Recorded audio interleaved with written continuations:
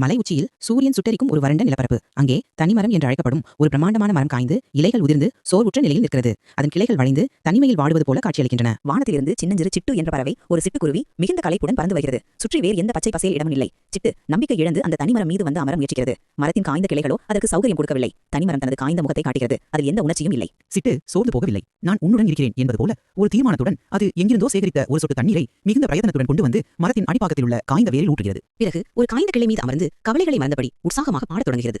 அதன் இனிமையான கானம் அந்த பாழடைந்த நிலப்பரப்பில் ஒரு சிறிய நம்பிக்கை ஒளியை பரப்புகிறது. அது மரத்துக்கு சிகிச்சை அளிப்பது போல இல்லாமல் அதன் மனதுக்கு ஆறுதல் அளிப்பது போல இருக்கிறது. சிட்டு தொடர்ந்து மகிழ்ச்சியுடன் பாடிய சிறிது நேரத்தில் திடீரென சிட்டு அமர்ந்திருக்கும் அந்த காய்ந்த கிளையின் ஒரு மூலையில் மெல்லிய பச்சை நிறம் பரவத் தொடங்குகிறது. அடுத்த நொடி ஒரு புதிய பளபளப்பான இலை அந்த பகுதியில் துளிர்க்கிறது.